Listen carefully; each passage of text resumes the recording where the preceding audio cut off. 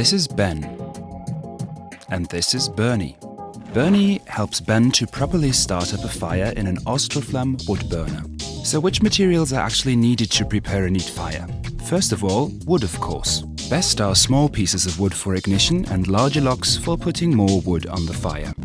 Ben ensures that the logs are dry and thus have less than 20% dampness. This is the case if the wood has been stored in a dry place for approximately 2 years after felling. The drier the wood, the better it will burn and will subsequently burn without smoke and with low emissions.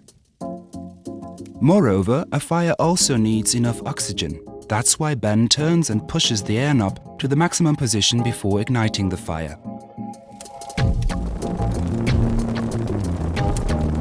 If available, the shaking grate has to be opened too.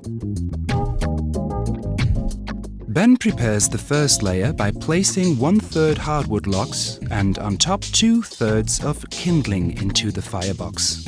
Like this, a nice little fire can be produced. He then lights the wood by means of a lighting aid, like for example waxed wood shavings. Paper is not suitable because of its coatings and printing ink and would only cause harmful fumes.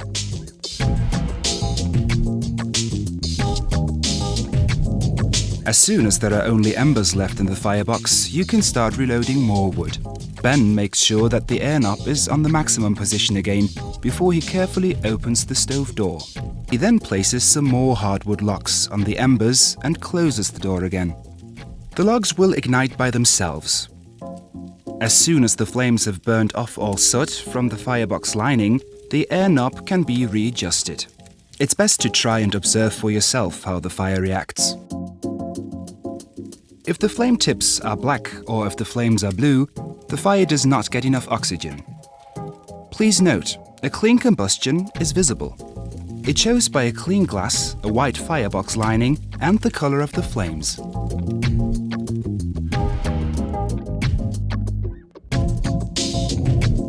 By the way, on all Austroflamm Extra models you can adjust the air performance of the stove, the so-called convection air. Ben closes the regulator for a slow heat release. If he wants a fast heat release, he simply opens the lever.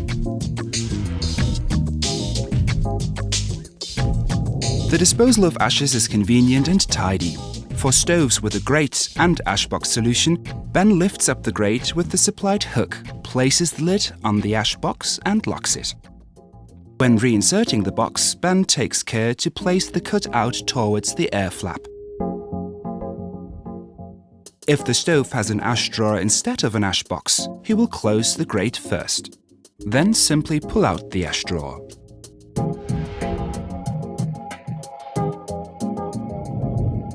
If heating is being made correctly, the glass usually remains clean. Any soot-like mist on the glass can be cleaned with a special cleansing agent and a paper towel. Not to forget, Ben and Bernie, of course, also read the user's instructions. In there, heating pros learn even more. Right quantity of wood and much more. Well, that's it. So you see, it's very easy to ignite an Austroflamm stove. Austroflamm. Warmth best shaped.